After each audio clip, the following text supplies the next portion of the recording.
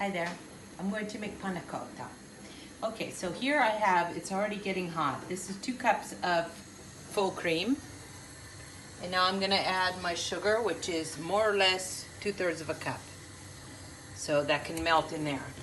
Let me turn it down just a bit. And then over here, this is 2 cups of whole milk, which I'm going to sprinkle 2 tablespoons of gelatin on top to let it soften. 1 and 2. Okay, and meanwhile I have prepared several ways to do this. You can put it in a big jello mold, a big one, you know, with different things. And right before you do it, you should put it in cold water and then tap it out. That helps it undo. But I like the individual portions. My first choice would be this, but they're all full. I only have one to show you. So then when it's cold, then you can close it, put toppings in, and serve it like so. Or your regular old ramekins. Or this, which, this is plastic, but if you have a skinny enough glass that sits in here, it can be rectangular. This is rock salt. And what I'm trying to do is let it rest comfortably on its side. And then I'll pour that in there nicely so we'll get a diagonal panna cotta, so you can put lots of filling and then fruit on top. Okay, so this is gone. And now this is softened, so we give it a swirl. We want it to dissolve really nicely.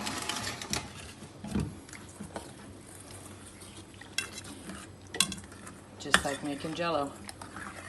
Okay. And then we'll stir in our hot cream with sugar. And then add a little vanilla. And stir until you see all the gelatin is dissolving. It's in fashion to rip up basil and do basil panna cotta, but I don't care for it. So, we're about done. So fill up, but consider leaving room, you know, for your toppings.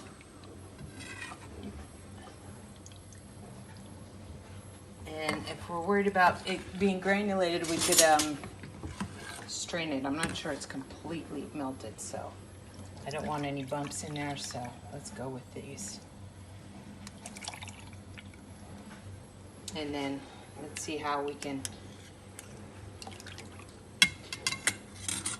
do this without dirtying the glass. It's going to be a little dirty, but we won't put it like that. So, leave room for your topping, as I said. And these make a nice presentation because they're diagonal. And then you need to make room in your fridge. And these need to sit in the fridge a good 4 to 6 hours. Okay, and we'll do the toppings later. Okay, so this was overnight in the fridge. And it's a little loose, so I would correct the recipe. I'm gonna repeat it for you. It's heat up 2 cups of cream with 2/3 of a cup of sugar, and then over 2 cups of milk, we're gonna do 3 tablespoons of gelatin. And that softens for 10 minutes, and then you whisk the 2 ingredients together and add vanilla and pour it in your cups. Okay, and so this is fun because we're eating them in there. If I would have to turn it over on a plate, it wouldn't work today. So I'm gonna make one of my toppings. I'm gonna put a couple tablespoons of sugar. Oops, pan is hot. Some cut up strawberries and a few blueberries for color. So 1/4 cup of sugar. And this is 1/4 cup of water. I'm gonna save, sorry, because the pan is too hot. It should not be this hot. But anyway, it'll cook down. And in a little bit of the water that I saved out, I'm gonna put in a big tablespoon of cornstarch, which will be able to thicken it up. I'm gonna have to add another drop of water here. And make sure you mix that with some liquid so that it doesn't make big bumps going in. Okay, so this won't cook very long.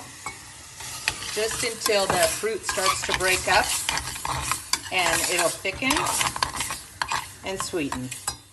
Okay, so my alternatives will be, this is really good with kiwi. You make it the same way. You can also use lemon curd as a topping. And then another topping, of course, we love is Nutella. Or you can do a chocolate ganache. And that would just go in. You can melt it in a microwave if you like. And do a nice spoonful in there. And like I said, it turned out too soft. So 3 tablespoons would take care of that. And then to top off this for color contrast, I like to make little shavings of white chocolate. Okay, so when this is cooked up and thickened, we're going to top some of it with those, and we'll take a picture. Ciao.